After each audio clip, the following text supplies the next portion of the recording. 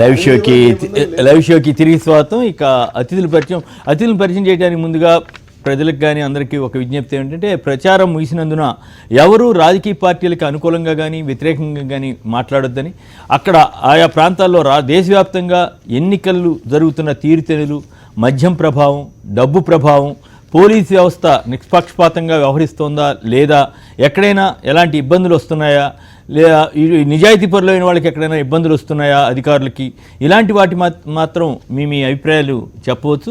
అయితే దేశవ్యాప్తంగా ఉన్న పరిస్థితులు, ధన ప్రభావం, వీటిని ఎలా తగ్గించాలి, ఏ రకంగా ఉంది, వీటి మీద మన అతిథులు కూడా వారి అభిప్రాయాల్ని వెలుపుచ్చుతారు. ఇక శ్రీ శ్రీనివాసరెడ్డి గారు సీనియర్ పాత్రికేయులు, ప్రముఖ సంపాదకులు, అలాగే ఐజేయు అధ్యక్షులుగా అంటే భారత జర్నలిస్టుల సంఘం అధ్యక్షులుగా పనిచేసిన అనుభవశాలి.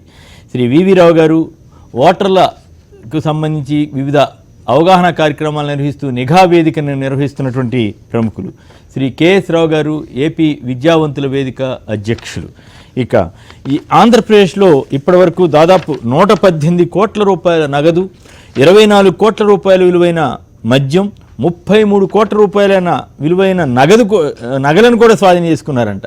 తెలంగాణలో 52 కోట్లు, గుజరాత్లో 513 కోట్లు, తమిళనాడులో 412 కోట్లు విలువైన నగదు, మద్యం, బంగారు ఆభరణాలను కూడా స్వాధీనం చేసుకున్నారు. దేశవ్యాప్తంగా 509 కోట్లు ఇంకా ఎక్కువే అనుకుంటా. దాదాపు మధ్యప్రదేశ్లో అయితే ఏకంగా మొన్న ఒక వార్త వచ్చింది, ముఖ్యమంత్రి గారికి కమల్నాథ్ గారికి సంబంధించిన వాళ్ళ నుంచి దాదాపు 280 కోట్ల నగదు ఐటీ శాఖ గుర్తించిందంట. సో మరి తమిళనాడులో ఒక డిఎంకే నేత ఇంటికి సంబంధించి 15 కోట్లు, అన్నా డిఎంకే మంత్రి గారికి సంబంధించి 10 కోట్లు, ఇలా పెద్ద పెద్ద మంత్రులు, సామంతుల వద్దే ఇంత భారీ ఎత్తున నగదు దొరకటం కానీ, ఓట్ల కొనుగోలుకు ఈ ప్రజాస్వామ్య వ్యవస్థ ఎటుపోతోంది, ఎలా దీన్ని అదుపు చేయటం ఎలా, దీనిపై ముందుగా శ్రీనివాసరెడ్డి గారు మాట్లాడతారు. శ్రీనివాసరావు గారు, ఈ ఎన్నికలంటే నవ్వొస్తుందా? ప్రజాస్వామ్యం, డెమోక్రసీ వితౌట్ ఎలక్షన్స్ డెమోక్రసీ కాదు. అందుకనే ఆ ఫార్మాలిటీని ఇప్పుడున్న వ్యవస్థలు పూర్తి చేస్తున్నాయని నేను భావిస్తున్నాను. 100 కోట్లు మీరు చదివారుగా, 100 కోట్ల రూపాయలు పట్టుబడుతుంటే ఈ దేశంలో క్రెడిబుల్ కలిగిన ఏ పత్రిక రాయకుండా ఊరుకుంది చెప్పండి? ఎంత డబ్బు ఖర్చు చేస్తున్నారు ఎలక్షన్. ఒక్కొక్క కాన్స్టిట్యున్సీలో మన తెలంగాణ, ఆంధ్రప్రదేశ్లో 100 కోట్ల రూపాయలు కనీసంగా లోక్సభకు ఖర్చు చేస్తున్నారని, 30-40 కోట్ల రూపాయలు శాసనసభలకు ఖర్చు చేస్తున్నారని రాశాంగా, పత్రికల్లో వచ్చాయిగా.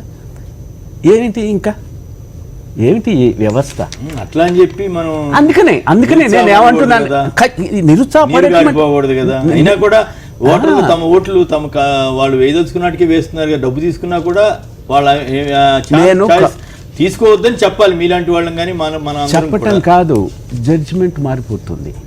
జడ్జిమెంట్ ఎట్లా మారిపోతుంది అంటే 100% డబ్బులు తీసుకుని వేస్తున్నారని కాదు, 10% చాలు. ఒక ప్రభుత్వాన్ని కూల్చడానికి, ఒక పార్టీని అధికారానికి ఎక్కించడానికి 8-10% చాలు. ఈ మాత్రం కొనుగోలు చేసేస్తున్నారు ఖచ్చితంగా. ఇప్పుడు 8-10% ఓటు చేంజ్ అయితే ప్రభుత్వాలు మారిపోతాయి, ఇదే అవుతుంది. ఈ మాత్రం ఇన్ఫ్లుయెన్స్ ఈ డబ్బులతో జరగటం లేదా? ఎన్నికల సంఘం ఈ మాత్రం పట్టుకుంటే మమ్మల్నే పట్టుకుంటున్నారు అధికారంలో ఉన్న పార్టీ దుర్మార్గమైనటువంటి పనులు ఇవి జరుగుతున్నాయి. దుర్మార్గం. ఇవాళ చూడండి, ఎక్కడైనా బీజేపీ వాళ్ళని పట్టుకున్నారా భారతదేశంలో? ఎక్కడైనా. వీళ్ళని కూడా పట్టుకోవద్దంటారు. శ్రీనివాసరావు గారు, నేను చెప్పేది ఏమిటంటే అధికార పార్టీల అధికార దుర్వినియోగం ఎలా జరుగుతుంది, ప్రత్యేకంగా ఇవాళ కేంద్రంలో ఉన్నటువంటి ప్రభుత్వం. ఓకే, మీరు బీజేపీ వ్యతిరేక వైఖరి కదా అంటే నాకేం అభ్యంతరం లేదు, రెండింటినీ అనండి అంతే. అధికారంలో ఉన్నవాడిని ఏలెత్తి చూపుతారా, ప్రతిపక్షంలో ఉన్నవాడిని పట్టుకోవడానికి ప్రయత్నిస్తారా? రేపు చాలా ఇట్లా కానే కాదు. మీరు అధికారంలో ఉన్నవాడిని పట్టుకుంటే వాడు చేస్తే తప్ప అని ప్రతిపక్షంలో ఉన్నవాడిని ఎత్తి చూపమని చెప్తే ఎట్లుగా? మైనారిటీ ప్రక్కన ఉండండి, బలహీనుల ప్రక్కన ఉండండి, అధికారంలో ఉన్న వారిని మీరు రక్షించడానికి కాదు కొన్ని రాష్ట్రాల్లో మీ నాకు ఒక్క మాట శ్రీనివాసరావు గారు చెప్పానండి, చెప్తే బీజేపీ చేసినా పట్టుకోవాల్సిందే, దాంట్లో ఎక్కడన్నా పట్టుకున్నారా లేరు అనేది నాకు వివరాలు తెలియాలి. మరి గుజరాత్ లో 510 కోట్లు బీజేపీ వాళ్ళదా ఎవరిది? గుజరాత్ లో 510 కోట్లు చెప్పండి నాకు. గుజరాత్ లో అధికారంలో ఉంది ఎవరు అంటే 510 కోట్లు కాంగ్రెస్ వాళ్ళయో సిపిఐ వాళ్ళయో సిపిఎం వాళ్ళయో దొరికినాయి అంటారా? నాకు చెప్పండి, నాకంటే అన్ని వివరాలు నా దగ్గర లేవు కదా. గుజరాత్ లో నేను కాదు, నాకు ఇక్కడ బీజేపీ వాళ్ళని పట్టుకున్నారు, నా దగ్గర 8 కోట్లు హైదరాబాద్ లో పట్టుకున్నారు. బీజేపీ ఈ దేశంలో ప్రతిపక్ష పార్టీలే డబ్బును సంపాదించుకుని అట్లాంటి మాటలు నేను చెప్పనండి. నాకేం మొహడం లేదు. హైదరాబాద్ లో బీజేపీ డబ్బు 8 కోట్లు దొరికిందని చెప్పారా లేదా? హైదరాబాద్ లో 8 కోట్లు లక్ష్మణ్ క్లియర్ గా ఇచ్చేసుకున్నాడు, చేశాడండి. మరి తప్పు మరి అయితే ఎందుకు వదిలేశారని మీరు అడిగితే నేనేం చెప్పను? నాకేం సంబంధం? నేననేది 8 కోట్లు దొరికి అధికార పార్టీల దుర్వినియోగం గురించి చెప్తున్నాను. అంటే అధికారానికి అంటే మీరు కేంద్రంలో అధికారంలో వాళ్ళైనా మిగతా రాష్ట్రాల్లో ఉన్న ఓకే, అట్లయితే ఓకే, అట్లయితే ఓకే, నాకే అభ్యంతరం లేదు. కాదు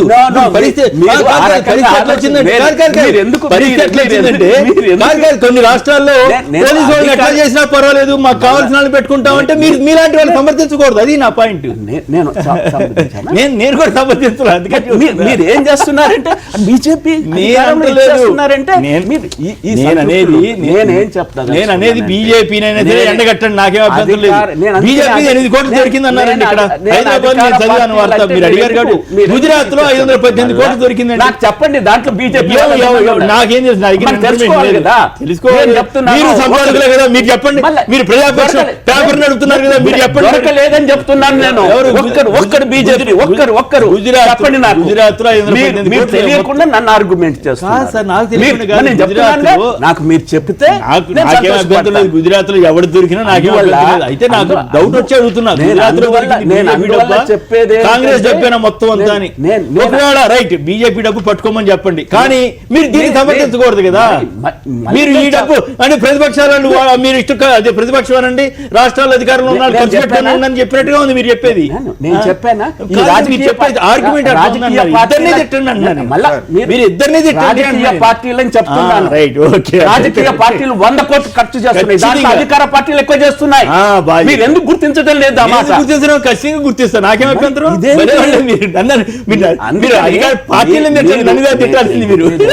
ఈ ప్రజాస్వామ్య వ్యవస్థ రోజు రోజుకు మేడి పండు కన్నా దుర్మార్గంగా ఉంది. కరెక్ట్ కరెక్ట్, అది చెప్పదలుచుకున్నాను. కరెక్ట్, అది ఏంటిది? అధికారం ప్రతిపక్షము ఇళ్లలోకి వచ్చి డబ్బుల కట్టలు అక్కడ వేసిపోతున్నారు. అవునవును, ఖచ్చితంగా ఇటువంటి వాటిని. అందుకని దీన్ని ప్రజాస్వామ్యం అని చెప్పి. కేరళ ఎట్లా ఉంది సార్? మళ్ళా ఊరికే అడుగుతున్నా, కేరళ ఎట్లా ఉంది? నాకు తెలియదు, మీరు చెప్పండి. నాకు కాదండి, నేను తెలియక అడిగాను. అడగటంలో మీ ఉద్దేశం ఏంటి? అంటే అక్కడ సిపిఐ సిపిఎం అడగండి, ఉన్నాయి కదా, అడగండి. వాళ్ళని పట్టుకున్నారు, ఇక్కడ ఇచ్చేసారని చెప్పి.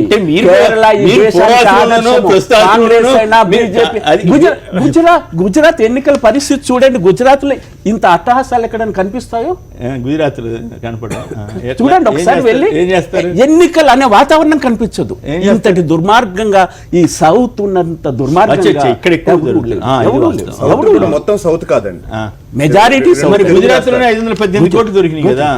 దొరుకుతాయి. మధ్యప్రదేశ్ లో ముఖ్యమంత్రి తాలూకునే 280 కోట్లు దొరికిందట. వాళ్ళ గెలుపు ఓటములు కాదు ప్రధానము, వ్యవస్థలను ఏం చేస్తున్నారని ప్రధానము. ప్రజాస్వామ్య వ్యవస్థను ఏం చేస్తున్నారని అడగటానికి మనం నోరిప్పకపోతే ఎవడిపుతాడు?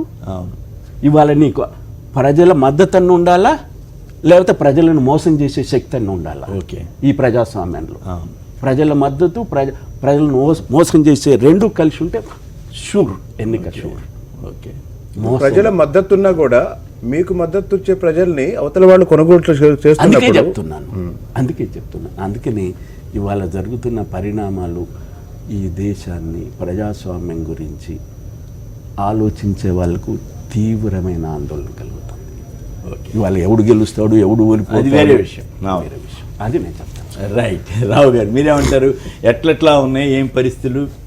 హలో మోహన్ రెడ్డి గారు కడప నుంచి చెప్పండి, ఏ పార్టీకి అనుకూలంగాను వ్యతిరేకంగాను మాట్లాడకుండా డబ్బు ప్రభావం ఎలా ఉంది ఏంటనే దాని మీద మాత్రమే మాట్లాడండి దయచేసి. ఎందుకంటే ఎన్నికల సంఘం వారికి కూడా మనం ఈ పలానా చోట ఇట్లా జరుగుతోందని చెప్పడానికి ఒక ఆస్కారం ఉంటుంది, అంతవరకే.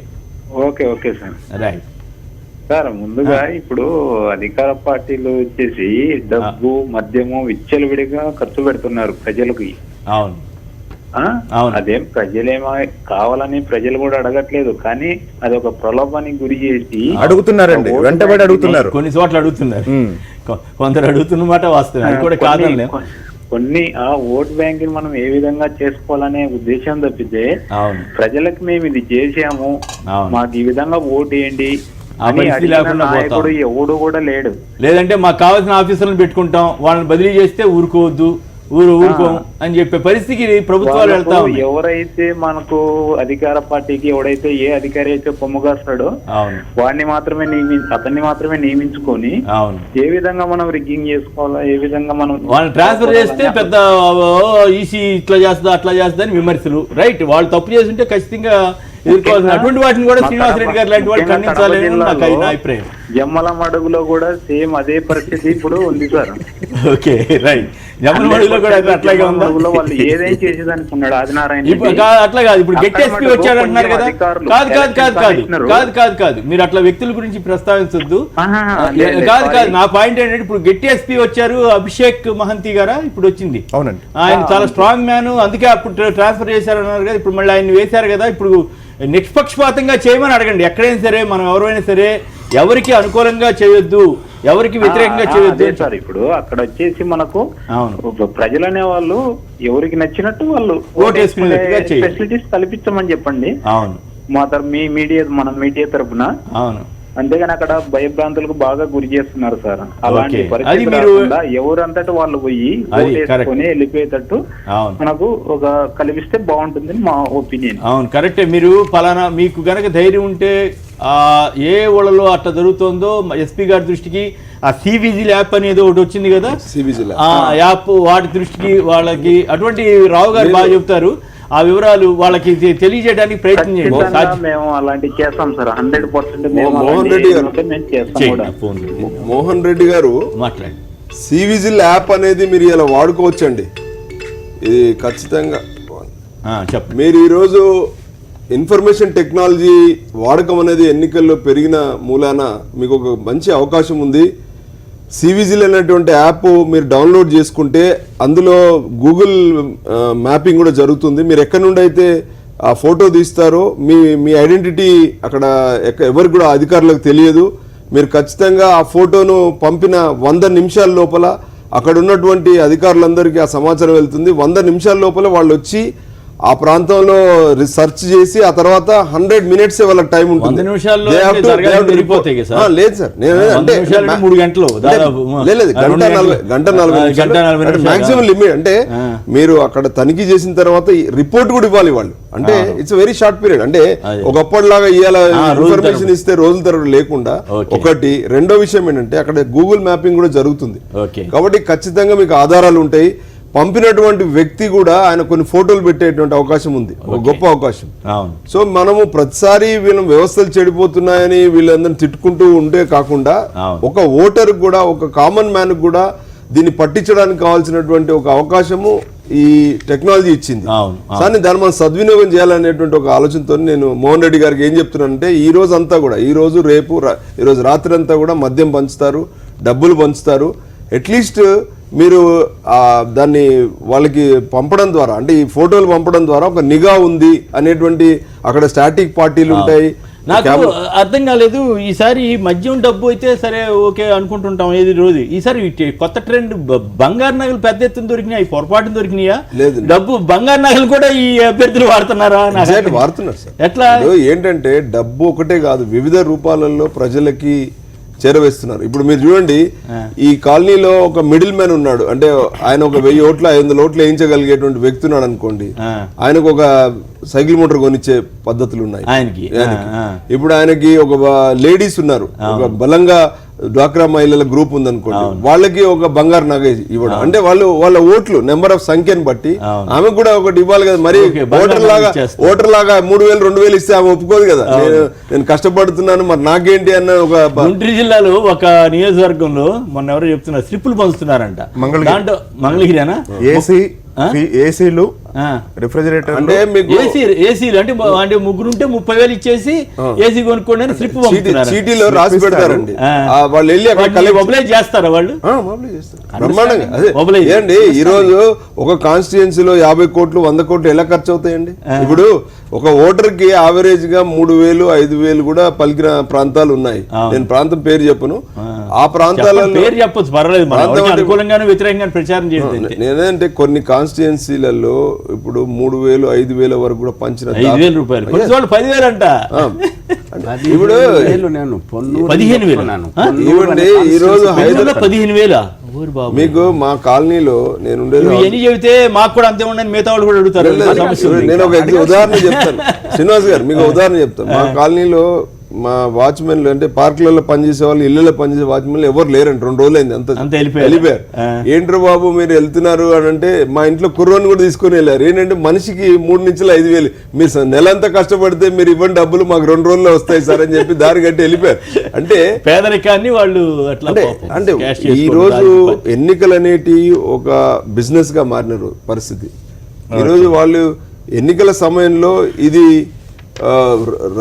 నాయకులు 5 సంవత్సరాలు మళ్ళీ మాకు దొరకరు, ఈ సమయంలోనే మాకు మేము ఎన్కరేజ్ చేసుకోవాలనేటువంటి దుర్మార్గం పరిస్థితికి ఈ రోజు దిగజారి. ఒకటి డబ్బు తీసుకున్నా మళ్ళీ వాళ్ళకి కావాల్సిన వాళ్ళకే చేస్తారనేది అది ఓకే. అంటే ఈ రోజు వీళ్ళ తృప్తి కోసమే అది. ఇదేంటే నిజంగా వాడు తీసుకున్నాడు వాడికి వేస్తాడనే గ్యారెంటీ లేదు. కాకపోతే ఇచ్చేవాడికి ఆ మినిమం ఆ అర్హత ఉంటేనే టికెట్లు ఇస్తున్నారు.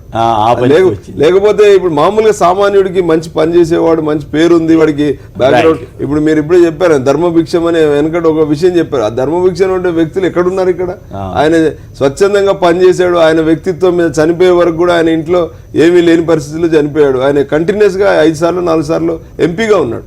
మరి ఈ రోజు ఆ పరిస్థితి ఉందా? మినిమం మీరు ఏం చెప్తున్నారు? 100 కోట్లు ఖర్చు పెడితేనే ఎంపీ అర్హత ఉంది అనే పరిస్థితిలో ఉంది.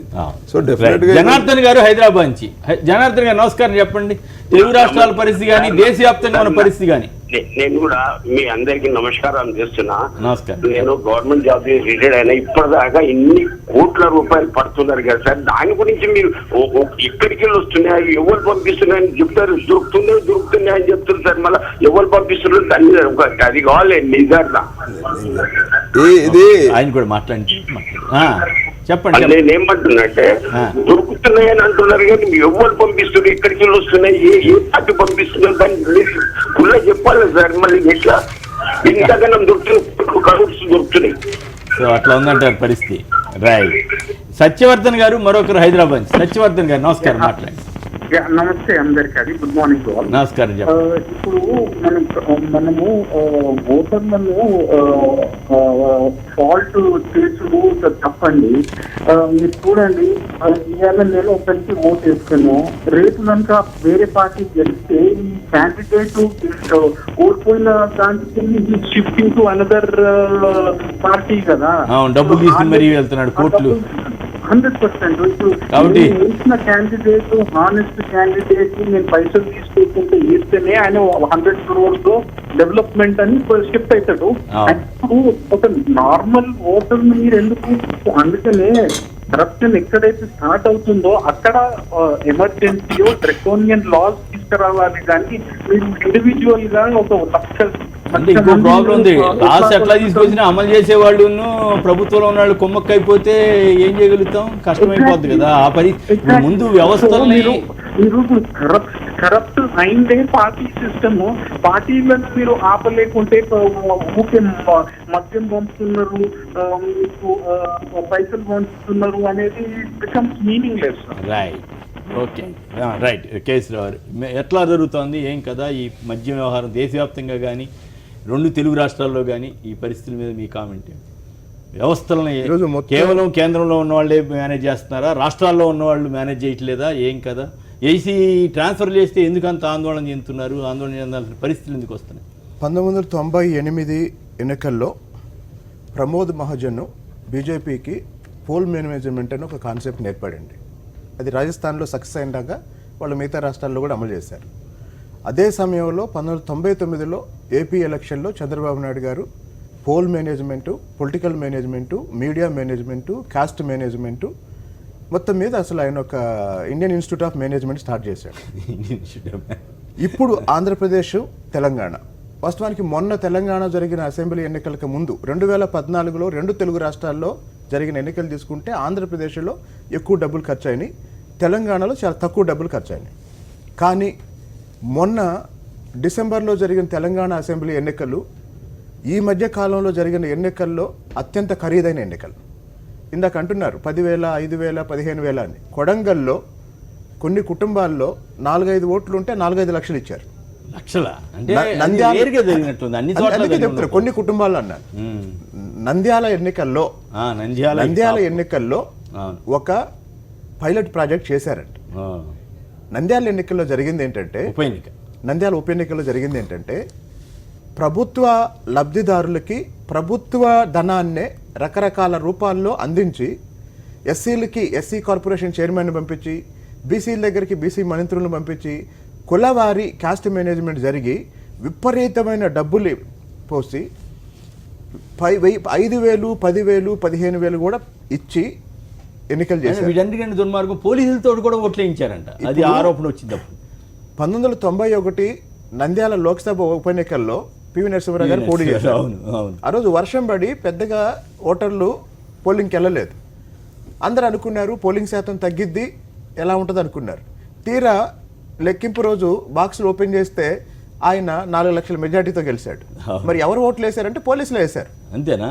మరి డ్యూటీలో ఉన్న వాళ్ళు వేశారు. అంటే అప్పుడు వన్ సైడ్ ఎలక్షన్ కదా, ఒక రకంగా వన్ సైడ్ కాదండి. అప్పుడు బంగారు ఎలక్షన్ పోటీ చేసిన పెద్ద ఇది లేదు కదా. సరే, అయితే అప్పుడు బ్యాలెట్ పేపర్ ఉండడం కూడా కొంత ఈ రిగ్గింగ్కి అక్కడ ప్రాంతంలో, ఆ ప్రాంతంలో ఏ ప్రాంతంలో బ్యాలెట్ పేపర్ ఉన్నప్పుడు ఎక్కువ రిగ్గింగ్కి అవకాశం ఉన్నట్టుగా కనపడుతుంది. సరే, ఇప్పుడు ఆంధ్రప్రదేశ్లో జరుగుతున్న పరిస్థితి ఏంటంటేనండి, వాస్తవానికి ఎన్నికలంటే 5 ఏళ్లకు ఒకసారి ప్రభుత్వ పనితీరు మీద ప్రజల అభిప్రాయాన్ని తెలుసుకోవటం. కొంతమంది బిజు పట్నాయక్ లాంటి వాళ్ళు, జ్యోతి బసు లాంటి వాళ్ళు, అట్లాంటి నాయకులు, మన రాష్ట్రంలో కోట్ల విజయభాస్కర్ రెడ్డి ఇలాంటి వాళ్ళు కూడా ఏమనుకునే వాళ్ళు అంటే, ఎన్నికల ముందు మేము చేయాల్సింది చేసాం, ప్రజలు ఏం చెప్తారో చూద్దాం అనుకునేవాడు. 2009లో రాజశేఖర రెడ్డి కూడా అదే అన్నాడు. ఏం హామీ ఇవ్వకుండా ఎన్నికలకి వెళ్ళి అదే అన్నాడు. ఇప్పుడు జరుగుతుంది ఏంటంటే, మెజారిటీ ప్రజల అభిప్రాయాన్ని తమకు అనుకూలంగా ఎలా మార్చటం, ఈ ఒక్కదాని మీదే పని జరుగుతుందండి. కాన్సన్ట్రేషన్ మెజారిటీ ప్రజల అభిప్రాయాన్ని. 5 సంవత్సరాలు పరిపాలన చేసిన ఒక ప్రభుత్వం, అది ఏ పార్టీ అయినా సరే, ఆ 5 సంవత్సరాల్లో ఏం చేశామో ప్రజలకి ఇంట్లో కూర్చొని టీవీలో చెప్తే సరిపోతుంది.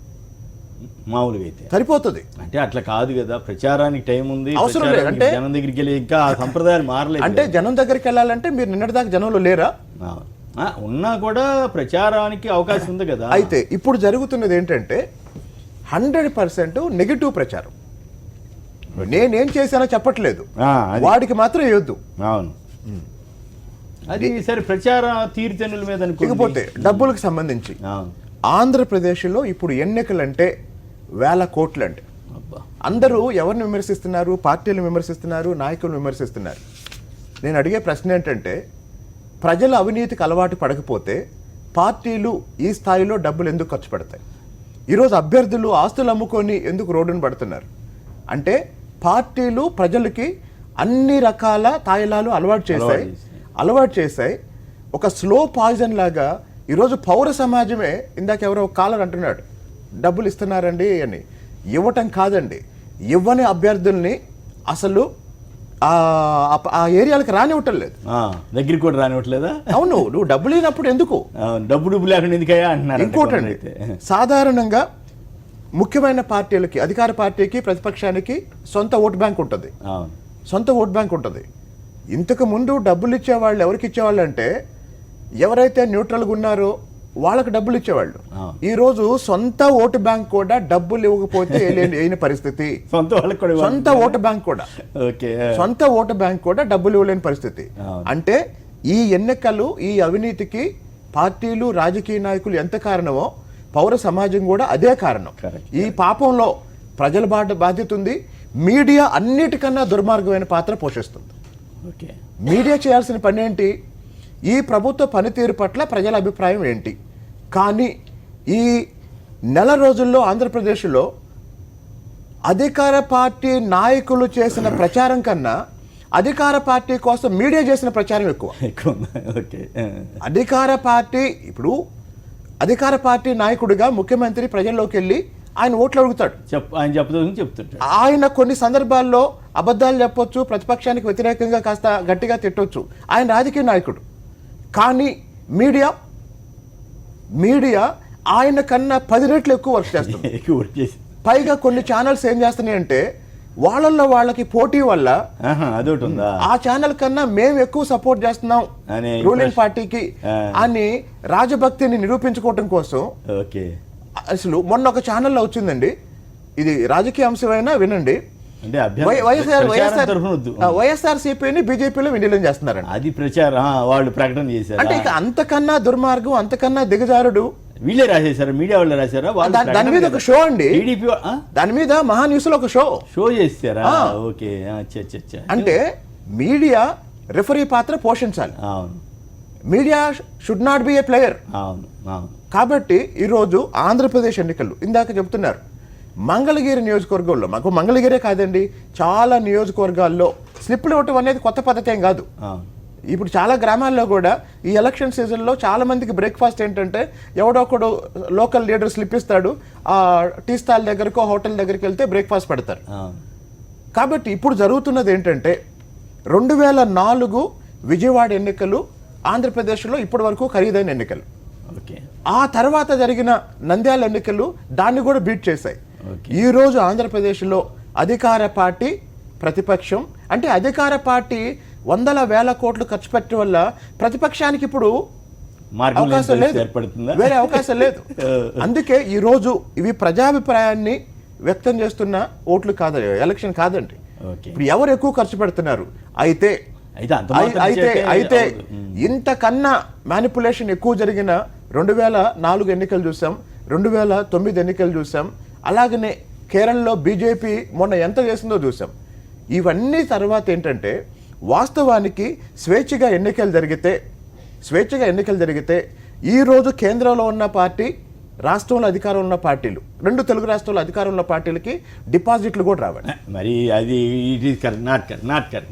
స్వేచ్ఛగా ఎన్నికలు జరిగితే స్వేచ్ఛగా ఎన్నికలు జరిగితే కానీ ఆల్రెడీ తెలంగాణలో కేసీఆర్ ప్రభుత్వం వచ్చేసిన తర్వాత డిపాజిట్ రావని మీరు అవే ఫలితాలు పంచాయతీలు ఎందుకు రాలేదు? అవే ఫలితాలు పంచాయతీలు ఎందుకు రాలేదు? ఏ పంచాయతీ ఎన్నికలు జరిగాయి కదా, అసెంబ్లీ కొద్దిగా కాంగ్రెస్ ఇంప్రూవ్ అయినంత మాత్రాన మొత్తం టీఆర్ఎస్ డిపాజిట్ రాదని చెప్పడం కరెక్ట్ కాదు. అది no I don't accept that. Hariprasad గారు ఒక నిమిషం సార్, మిగతా జిల్లాలో ఉన్న పరిస్థితి ఖమ్మం జిల్లాలో ఎందుకు లేదు? ఖమ్మం జిల్లాలో ఎందుకు లేదు? దట్ మరి మిగతా 9 జిల్లాలు వాళ్ళు ఎందుకు వేశారు? నేను అడిగేది అదే. తప్పది. మీకు కొన్ని పార్టీల మీద వ్యతిరేకత ఉండొచ్చు, కానీ that should not reflect in your opinions. That అంటే పూర్తిగా అట్లా స్వేచ్ఛగా ఎన్నికలు జరగటం లేదు. ఇప్పుడు అట్లా కాదు కదా, దేశంలో సర్వేలన్నీ బీజేపీ వస్తా ఉంటే డిపాజిట్ రావని మీరు మీలాంటి వాళ్ళు చెప్పకూడదు.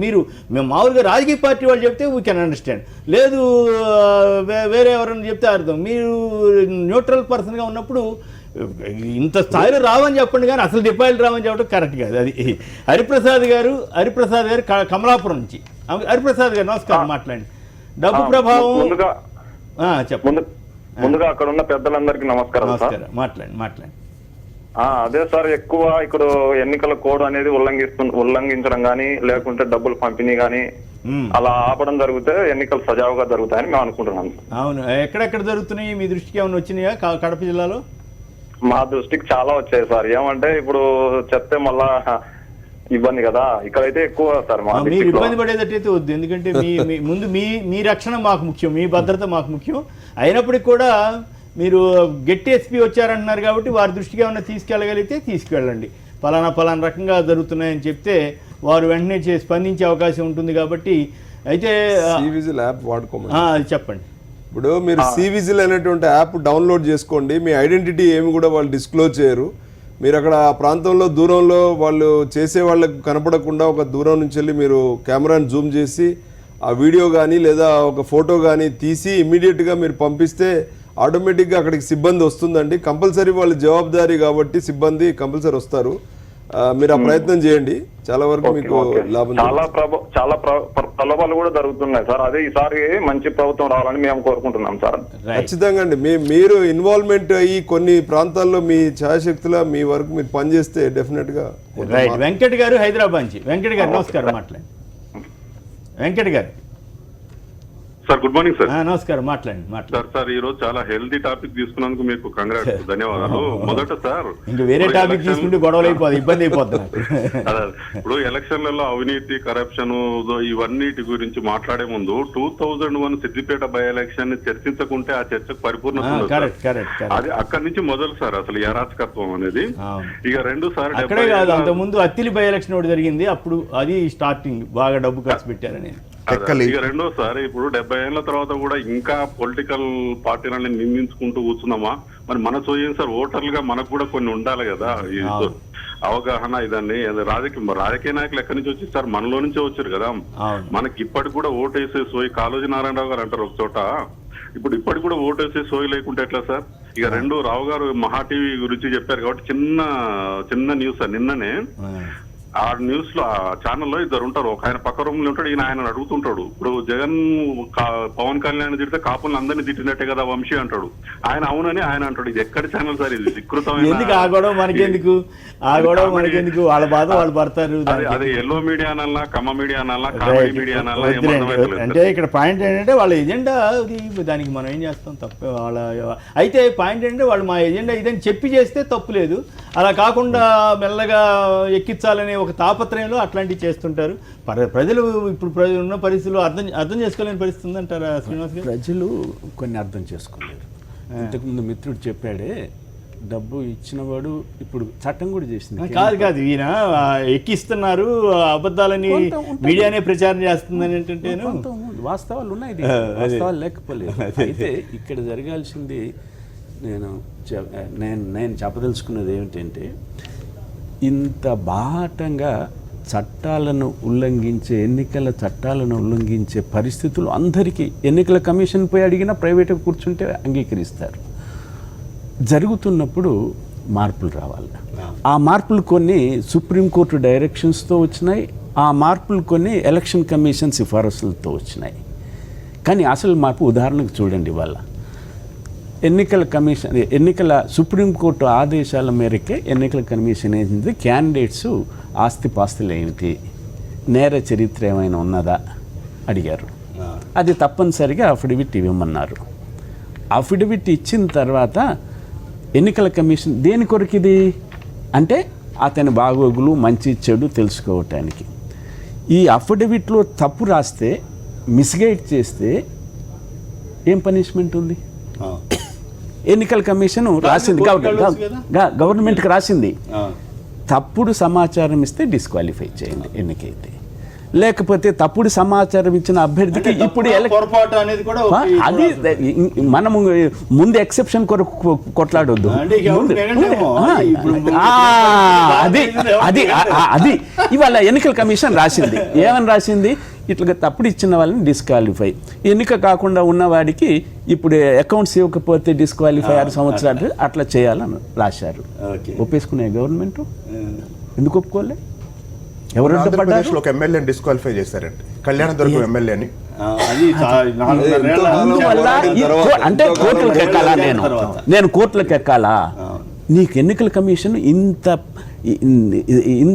నగ్నంగా చేస్తుంటే బాగానే ఉంది. మీరు ఆశ్చర్యపోతారు. మొన్న పేపర్లు వచ్చినాయి, ఒక ముఖ్యమంత్రి గారికి ఇంకో ముఖ్యమంత్రి గారు ఎందుకు మద్దతు ఇస్తున్నారంటే సుప్రీంకోర్టులో ఒక న్యాయమూర్తి గారి ద్వారా సిఫారసు చేయించుకునేందుకని పేపర్లో, ఎక్స్ప్రెస్ పేపర్లో రాసిందంటే వ్యవస్థలు ఏ రకంగా వెళ్తా ఉన్నాయి, ఏ రకంగా అందుకనే ఈ ఎన్నికల వ్యవస్థ కొన్ని కేసులు ఏళ్ల తరబడి ఎందుకు రావట్లేదు? జడ్జి గారు చాలా గొప్పవాళ్ళు కదా, మరి రావాలి కదా. పలానా కేసు ఫిబ్రవరిలో వస్తుంటే ఫిబ్రవరి అయిపోతుంది, ఇంకా అయిపోతాయి. ఇన్స్టిట్యూషన్స్ ఇట్లా దిగజారిపోతుంటే ఎట్లాగా? డెమోక్రసీ పేరుతో ఇదే డెమోక్రసీ అయితే వద్దంటాను నేను. వద్దంటే వద్దు. ఏంటి డెమోక్రసీ? నువ్వు ఈ డెమోక్రసీని మార్చడానికి ప్రయత్నించకుండా ఇతని ఏంటి మీరు మాట్లాడేది? ఏంటి డెమోక్రసీ అంటున్నాను? ఏంటి డెమోక్రసీ? ఏమిటి నీ ఎన్నుకునే ఓటర్లకి నీ ఈ రకంగా చేసి మాయ చేసి డబ్బులు పెట్టి కొనుక్కునే దాన్ని మార్చడానికి ఏం చేద్దాము అని చెప్పండి. మళ్ళీ చైనా మీదకి ఎందుకు పోతారు మీరు?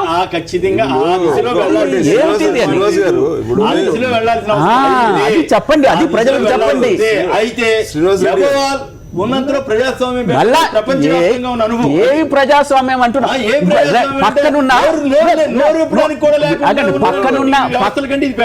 పక్కనున్న పాకిస్తాన్ నుంచి గుణపాఠం నేర్చుకోమని చెప్పండి. ఇవాళ ఎన్నికల వ్యవస్థ వచ్చినప్పుడు ఎన్నికలకు కండిషన్స్ పెట్టారు కదా, అధికారాన్ని దుర్వినియోగం చేయొద్దు, అధికారాన్ని ఇచ్చేయకుండా ప్రభుత్వాన్ని తీసేసేయండి. నేను చెప్తుంటే మీరు అసలు వేరే.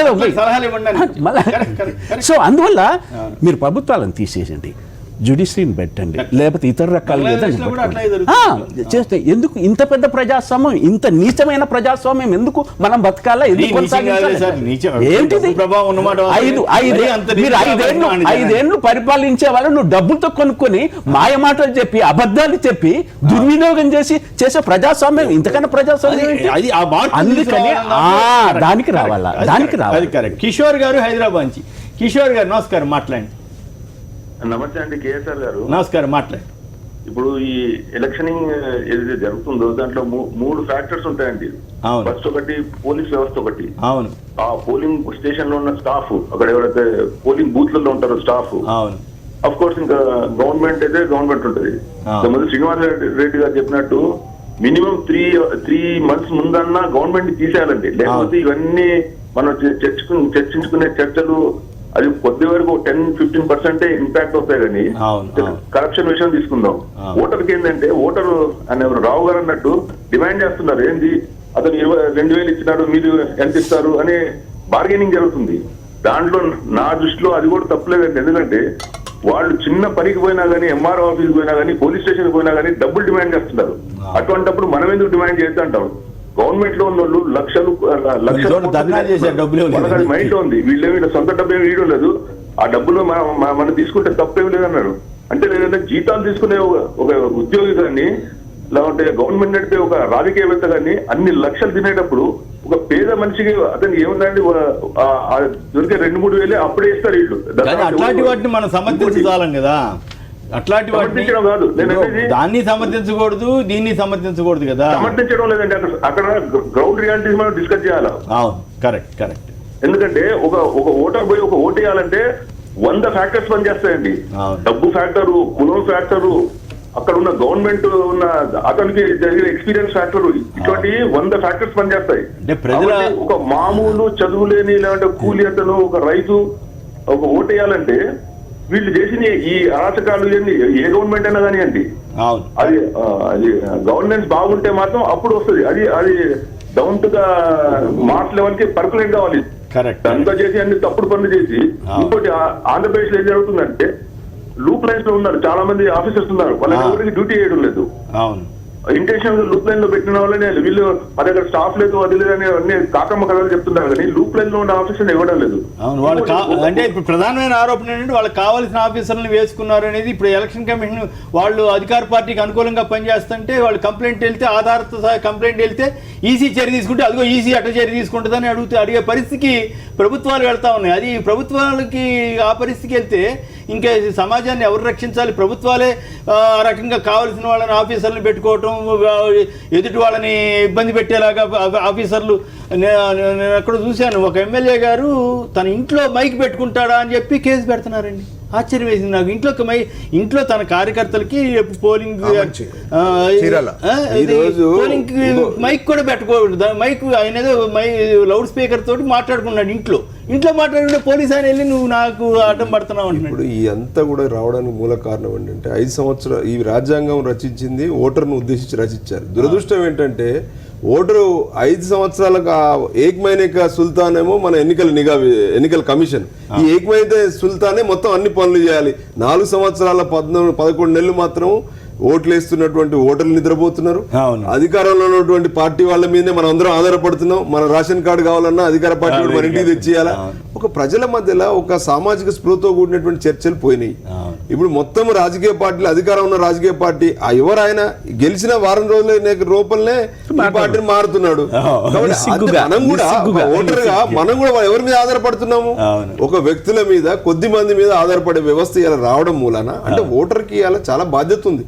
మనం ఓటేసి మొత్తము మన ఇంట్లో అన్ని పనులు వాడే చేయాలి, మన ఇంట్లో పని మనిషి చేసే పని కూడా వాడి చేయాలంటే తప్పు కదా. నేనేది నాకు 2009లో ఒక మాజీ మంత్రి గారు నాకు చెప్పారు, ఆయన సరే ఆయన ఒక ప్రముఖుడి తరఫున డబ్బులు పంచుతున్నా అంట.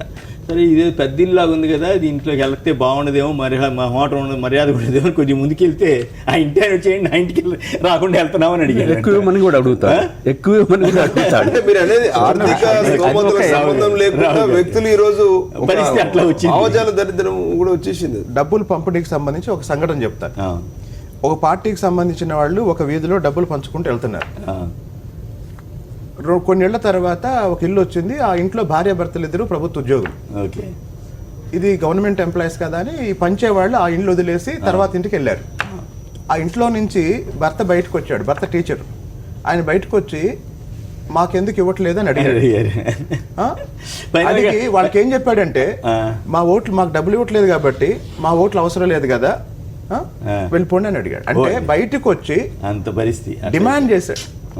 ఇప్పుడు పోలీసు ప్రకాశం జిల్లా పోలీస్ ఎస్పీని ట్రాన్స్ఫర్ చేయడం మీద కానీ, లేదా 2-3 సిఐని ట్రాన్స్ఫర్ చేయడం మీద కానీ ఏపీ ప్రభుత్వం వారు ఆగ్రహంగా లెటర్ రాశారని పేపర్లో చదివాను. అది దాన్ని ఎట్లా చూస్తారు మీరు? ఎన్నికల కమిషన్ రాజ్యాంగంలోని 324 నిబంధన ప్రకారం పూర్తి స్వతంత్ర ప్రతిపత్తి ఉన్న సంస్థ అండి. ఇది చాలా మంది రాస్తున్నారు మీడియాలో, 2 రోజుల్లో మార్చడం ఏంటి, 3 రోజులు, 1 గంట ముందైనా మార్చవచ్చు. కారణం ఏంటంటే అధికార పార్టీలు వాళ్ళ సామాజిక వర్గానికి సంబంధించిన వ్యక్తుల్ని, ఇతర సామాజిక వర్గాల్లో వాళ్ళకి పనిచేసే వ్యక్తుల్ని ప్రధాన స్థానాల్లో నియమించారు. ఇది 1999 నుంచి జరుగుతుంది ఆంధ్రప్రదేశ్లో. నియమించారు. దీనికి సంబంధించి ప్రతిపక్షం, ఇప్పుడు అన్ని జిల్లాల్లో ప్రభుత్వ యంత్రాంగం ఉందండి. ప్రతిపక్షాలు కొంతమంది మీద ఎందుకు కంప్లైంట్ చేస్తున్నాయి? కొంతమంది మీదే ఎందుకు కంప్లైంట్ చేస్తున్నాయి అంటే వీళ్ళు వాళ్ళ బాధ్యతను వదిలేసి అధికార పార్టీ కోసం పనిచేస్తున్నారు. అధికార పార్టీ కోసం డైరెక్ట్ గా పనిచేస్తున్నారు. డైరెక్ట్ గా ఆధారం లేకుండా ఈసీ ట్రాన్స్ఫర్ చేసే అవకాశం ఉంటుందా? అసలు ఆధారాలు కాదండి, నాకు అనుమానం వచ్చినా నేను కంప్లైంట్ చేస్తాను. ఆ అధికారి యొక్క విశ్వసనీయత మీద నాకు డౌట్ వచ్చింది. ఒకవేళ అధికార పార్టీ అనొచ్చు అతను నిజాయితీ పరుడు ఎట్లాంటిది. ఓకే, అతను నిజాయితీ పరుడే, నాకు అనుమానం వచ్చింది, మీరు ట్రాన్స్ఫర్ చేయండి, నష్టం ఏంటి? అంతే కదా, ఎవరున్నా ఒకటే కదా అనేది. అంటే వ్యవస్థ స్వేచ్ఛగా పనిచేయాలి. మీరు అతన్ని కాదు అంటున్నారు, అతని బదిలీకి మీరు ఒప్పుకోవట్లేదు అంటే మీరు ఏదో నష్టపోతున్నారు, మీకేదో లింక్ ఉన్నట్లు అనుమానం. ఇప్పుడు ఇందాక మీరు చెప్పారు, నిన్న చీరాల్లో ఆమంచి కృష్ణమోహన్ ఏం చేశాడంటే బూత్ కమిటీ సభ్యులతో ఒక సమావేశం ఏర్పాటు చేసుకున్నాడు లోపల ఆయన కాంపౌండ్ లో. ఆయన కాంపౌండ్ లో పోలీసు వచ్చి నువ్వు నా పర్మిషన్ తీసుకోకుండా పెట్టావంటాడు. ఇంట్లో పర్మిషన్ కూడా. ఇప్పుడు అక్కడ ఆమంచి కృష్ణమోహన్ వాదన ఏంటంటే ఇది నా ఇల్లు, నా ఇంట్లో పెట్టుకోవటానికి నీ పర్మిషన్ ఏంటి అంటాడు. ఇప్పుడు పోలీసులు కూడా చట్టం ప్రకారం పనిచేయట్లేదండి. తర్వాత అన్నిటికీ మించి నేను ఈ వేదిక ద్వారా చెప్తున్నాను, అందరూ మీడియాలో చూసి ఏమనుకుంటున్నారంటే ఈ జరుగుతున్నాయన్నీ నిజమే అనుకుంటున్నారు. మొన్న కడపలో ఐటీ దాడులు జరిగినాయి. ఐటీ దాడులు నిజంగా జరగలేదు. ఒక తెలుగుదేశం నాయకుడు తనకు సంబంధించిన తనకు క్లోజ్ గా ఉండే కొంతమంది అధికారుల చేత తన మీద తానే దాడి చేయించుకున్నాడు. దానికి వ్యతిరేకంగా ముఖ్యమంత్రి విజయవాడలో ధర్నా చేశాడు. అంటే ఈ దాడులు ఏపీ పోలీసులు దాడి చేసింది కూడా, ఈ దాడులు కూడా ఇవన్నీ వాళ్ళ ఎన్నికల వ్యూహంలో భాగంగా మార్చేసి. అంటే ఇక ఈ మొత్తం ఇప్పుడు 2019లో ఈ ఎన్నికలు చూస్తుంటే ఇంకో 10 సంవత్సరాల తర్వాత ఎన్నికలు ఎలా ఉంటాయని ఆలోచించడానికి భయం వేస్తుంది. ఎందుకంటే నేను ఉదయం రాగానే శ్రీనివాసరెడ్డి గారిని అడిగాను, ఒక 20 ఏళ్ల క్రితం 30 ఏళ్ల క్రితం ఇంకా 40 ఏళ్ల క్రితం ఎన్నికలు చూసిన వాళ్ళకి ఈ ఎన్నికలు చూస్తే అసలు ఇంట్లోకి వెళ్ళి తలుపేసుకుని ఏడుస్తారు. ఎందుకంటే ఈరోజు సక్రమంగా పనిచేసే ఒక్క వ్యవస్థ కూడా లేదు, లేకుండా పోతా ఉంది. ఒక్క వ్యవస్థ కూడా లేదు. ఇందాక ఒక కాలర్ అడిగారు, ఎంతసేపు మనం రాజకీయ నాయకుల్ని, రాజకీయ పార్టీల్ని, వాళ్ళని వీళ్ళని విమర్శించడం కాదండి, ప్రజల్లోనే ఇలాంటి సంస్థలు అంటే అన్ని సందర్భాల్లోనూ అట్లా అవుద్దని అనుకోకర్లేదు. ఇప్పుడు 1983 ఎలక్షన్ చూసాం, వేవ్ వచ్చింది. ఎందుకు ఆ మాటకు వస్తే 2014లో కూడా మోడీ వేవ్ ఇవన్నీ పనిచేసినాయి కదా, మోడీ ప్రభంజనం వచ్చింది. అప్పుడు ఇట్లాంటి డబ్బులు ఇన్ని విమర్శలు కూడా రాలేదు, కరెక్ట్, అంత రాలేదు కదా. సో ఇట్లా వేవ్లు వచ్చినప్పుడు ఎంత డబ్బు ఖర్చు పెట్టినా కూడా ఆగదు, ఏ పార్టీ అయినా సరే. కాబట్టి మరీ మనం కంగారు పడాల్సిన, మనం సమాజం మారాలి, డబ్బు వ్యవస్థ మారాలని కోరుకోవడం తప్పు కాదు, కానీ మరీ భయపడకుండా మరీ నిరాశలోకి వెళ్ళక్కర్లేదు అనేది నా పాయింట్. అయితే ఇందాక ఒక కాలర్ చెప్పారండి, 2001 సిద్దిపేట ఉప ఎన్నిక, కేసీఆర్ టీడీపీకి రాజీనామా చేసి పోటీ చేసినప్పుడు అక్కడ పెట్టినంత డబ్బులు అంతకుముందు తెలంగాణ ఏ ఎన్నికలు పెట్టలేదు. కానీ అక్కడ కేసీఆర్ గెలవటం వల్ల అక్కడ ఎంత డబ్బులు ఖర్చు పెట్టారనేది చర్చ జరగలేదు. రెండవది ఏంటంటే, ఈ వ్యవస్థల మీద ఎన్నికల కమిషన్కి ఎన్ని హక్కులు అపరిమితమైనది స్వేచ్ఛగా నిర్వహించడానికి. ఒక్క నిమిషంలో చెప్పారే, అనుమానం ఉంది నాకు, నేను ప్రో గవర్నమెంటే యాంటీ గవర్నమెంట్ అనే తర్వాత అట్లాంటి విశ్వాసం పెట్టినటువంటి ఎన్నికల కమిషన్ మీద 20 లక్షలు 24 లక్షల ఓట్లు గలంతైపోతే ఐఎమ్ సారీ, జస్ట్ ఏమిటి ఈ వ్యవస్థ అనేది నాకు. రైట్, ఇప్పుడు చిన్న విరామం తర్వాత లైవ్ షో కొనసాగుతుంది. లైవ్ షోకి తిరిగి స్వాగతం. భాస్కర్ గారు విశాఖపట్నం నుంచి. భాస్కర్ గారు నమస్కారం, మాట్లాడండి. హలో, అక్కడ ఉన్న వాళ్ళందరికీ గుడ్ మార్నింగ్ అండి. నమస్కారం, మాట్లాడండి. ఇప్పుడు ఆపద్ధర్మ ప్రభుత్వం అనేది తీసివ్వాలండి. అవును అవును, అది తీసి పోలీసు వ్యవస్థని కూడా అక్కడ ఉన్నటువంటి వాళ్ళని ఉంచకుండా అటు ఇటు మారిస్తే అవును కొంత బాగుంటుందండి. అవును, కరెక్ట్. పోలీసు వ్యవస్థని కొద్దిగా అటు ఇటు మార్చాలండి. అది ఎలక్షన్ ముందు ఈ గవర్నమెంట్ లో ఉన్న వాళ్ళు ఎక్కడెక్కడ ఎవరిని పెట్టుకోవాలి, మన వాళ్ళు పోటీ చేసేటట్టు ఎక్కడ ఉండాలి అనే నిర్ణయాలు తీసుకుని వాళ్ళు పోస్ట్ చేస్తున్నారు ఫస్టే. ఆ తర్వాత కంప్లైంట్లన్నీ వెళ్ళిన తర్వాత కొద్దిమంది ఒక 2 ముగ్గురు నలుగురిని తీస్తే అని గగ్గోలు పెడుతున్నారు. సో ఇవన్నీ మారాలంటే మీరు చెప్పినట్టు ఎలక్షన్ ముందు 3 నెలల ముందు, ఇందాక శ్రీనివాసరెడ్డి గారు చెప్పినట్టు 3 నెలల ముందు అసలు ఈ గవర్నమెంట్లే ఉంటే బెటరా అనేది ఇది రాజ్యాంగ సమస్య, భారతదేశంతో ఆలోచించాల్సిన సమస్య. భాస్కర్ గారు కరెక్టే మీరు చెప్పింది. రైట్, కంప్లీట్ చేయండి. ముందు ఆపద్ధర్మ ప్రభుత్వం అనేది ఉండకూడదు. అవును, ఉండకుండా వ్యవస్థను మార్చాలి. రైట్, ఫైనల్ గా అప్పీల్ చేయండి. ప్రజలు ఇప్పటికైనా ఈ ప్రజాస్వామ్య వ్యవస్థ అత్యున్నతమైనటువంటి పరిపాలన విభాగంలో పరిపాలనకు సంబంధించి ప్రజల హక్కు, ప్రజలే ప్రభుత్వాన్ని ఎన్నుకుంటున్న దీన్ని ఇంకా ముందుకు తీసుకుపోవాలంటే సమూల మార్పులు అవసరము. రెసిస్ట్ చేయాలి, చేతనైనంత వరకు దీన్ని ఎదుర్కొంటూ ఇలాంటి వద్దు అని చెప్తూ ముందుకు పోతే తప్ప ఈ ప్రజాస్వామ్యం మీద విశ్వాసం సన్నగిల్లకుండా చూడటానికి ప్రయత్నించాలి. Right, bye. రావు, ఈ సందర్భంగా ఆంధ్రప్రదేశ్ ఓటర్లకి నేను చెప్పేది ఒకటేనండి, తెలంగాణకు కూడా చెప్పండి పర్లేదు, ఇక్కడ ఎలక్షన్ జరుగుతుంది, 2 చోట్ల జరుగుతుంది. ఆంధ్రప్రదేశ్లో అధికార పార్టీ, ప్రతిపక్షం, ఈ 2 పార్టీలు గత 3 నెలలు 4 నెలలు కాకుండా 4.5 సంవత్సరాలు ఏం చేశారో దాన్ని సమీక్షించుకొని ఓటేయండి. రైట్, శ్రీనివాసరెడ్డి గారు, రావు గారు, కేఎస్ రావు గారు అందరికి కూడా ధన్యవాదాలు. ఇది నేటి వార్తా విశ్లేషణ కార్యక్రమం. నమస్కారం.